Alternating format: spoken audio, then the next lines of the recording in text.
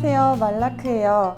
오늘은 제가 두바이에서 일주일 조금 넘게 있으면서 느꼈었던 점과 왜 두바이를 오게 되었는지에 대해서 한번 영상에 담아 보려고 해요. 일단 제가 호주에서 생활을 했다 보니까 두바이의 다문화가 그렇게 낯설지는 않았었어요. 근데 제가 생각했었던 두바이랑 와서 느꼈던 두바이의 모습이랑은 조금 많이 다른 점이 있더라고요. 저는 이제 아무리 제가 TV나 아니면은 사진으로 두바이의 이렇게 반짝반짝 높은 빌딩들을 봤더라도 그래도 이슬람 국가고 아랍 국가이니까 많이 보수적이고 거의 대부분이 이슬람 이렇게 돼 있다라고 생각을 했었거든요.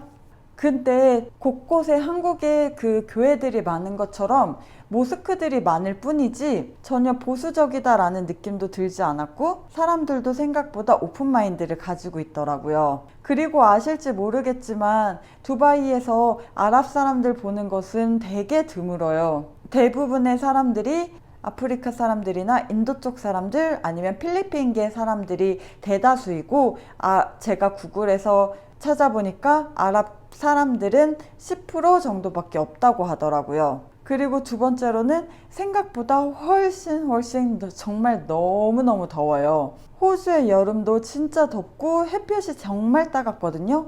그래서 저는 막연히 호주보다 조금 덥겠거니 라고 생각을 했었는데 와, 이거는 차원이 다른 더움이에요.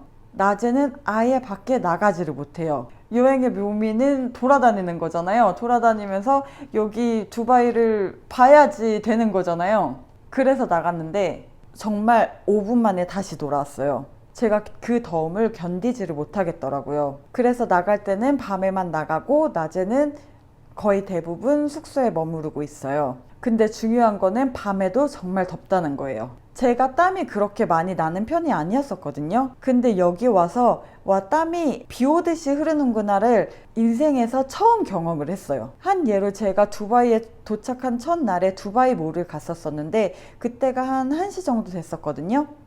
근데 사람이 많이 없는 거예요. 그래서 저는 코로나 때문에 그러는구나 이렇게 생각을 했었는데 한 4시 정도 되니까 사람이 되게 많아지는 거예요. 그래서 그때는 왜 그러지? 뭐지? 이렇게 생각을 했었는데 지내다 보니까 이제 그 이유를 알겠어요. 왜 사람들이 낮에 안 나오고 이제 해가 저물 때쯤 해서 밖으로 나오게 되는지를. 그리고 아랍 문화에서는 나이트 문화가 되게 발달을 했거든요. 한국과는 다른 개념의 밤 문화가 발달을 했는데 왜 아랍 국가에서 밤 문화가 발달을 했는지도 이제는 이해를 할 수가 있겠더라고요. 그리고 제가 두바이를 오기 전에 마음을 먹었었던 게 이제 두바이는 이슬람 국가니까 마음대로 히잡을 쓸 수 있겠다라고 생각을 해서 되게 뭐라 해야 할까? 되게 신이 났었거든요.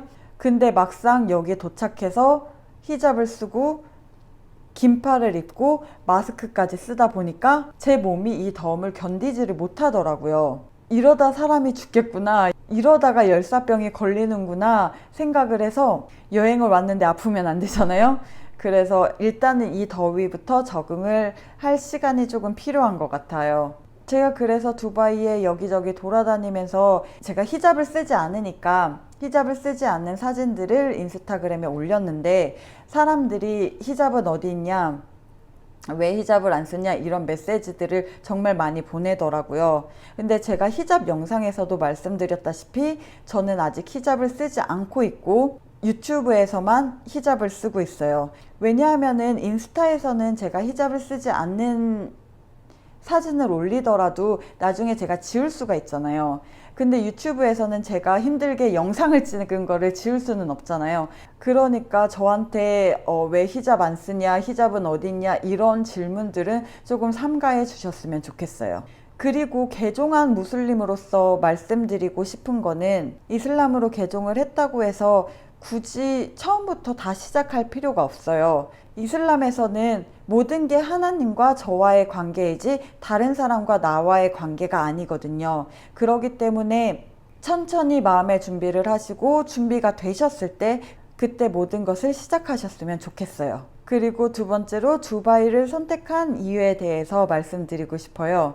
제가 두바이를 선택한 여러 가지 이유가 있는데, 첫 번째로는 이슬람이 아랍 국가에서 시작을 했으니까 꼭 한번 아랍 국가들을 여행하고 싶었어요. 두바이뿐만이 아니라 저는 나중에 사우디, 조르단, 팔레스타인, 터키, 모로코, 이집트, 세계에 있는 무슬림 국가들을 꼭 한번 여행하는 게 제 소원이에요. 근데 이제 처음부터 제가 종교색이 너무 강한 나라를 가게 되면은 제가 받아들이기 힘들거나 이질감을 많이 느낄 것 같아서 이슬람 국가이면서 조금 발전되고 오픈 마인드를 가진 나라를 가는 게 좋겠다고 생각을 해서 두바이를 선택하게 되었어요. 그리고 무엇보다 제일 중요한 거는 지금 코로나 때문에 모든 국가가 다 막힌 상태이잖아요. 그 중에 두바이는 관광이 가능한 나라여서 선택한 이유가 제일 크기도 해요. 그리고 두 번째로는 두바이가 한국 사람들한테 아랍 국가들 중에서 제일 잘 알려져 있잖아요. 그래서 그나마 유명한 나라에 가서 이슬람에 대해서 보여주는 게 좋지 않을까 생각을 해서 두바이를 선택하게 되었어요. 이제 다른 여행 블로거 분들을 보면은 두바이의 높은 빌딩이라든지 모던한 건축물 위주로 많이 돌아다니시잖아요. 근데 저는 무슬림으로서 두바이의 다른 면모들을 소개시켜 주고 싶었어요. 두바이에 놀러 온 기념으로 여행 블로그 겸 제 일상 영상을 찍어서 올려보려고 해요. 특히 아랍 문화랑 이슬람 문화의 다른 점, 두바이에서 이슬람과 관련된 건축물들을 중심으로 보여드리려고 하고 있고, 특히 한국인 무슬림으로서 느끼는 아랍 국가의 모습이라든지 두바이에서 아랍 사람들은 어떻게 살아가고 있는지에 대해서 중점적으로 찍어보려고 해요. 제일 중요한 거는 나중에 두바이에 놀러 오시게 될 분들에게 도움이 될 만한 영상을 찍어보도록 노력할게요.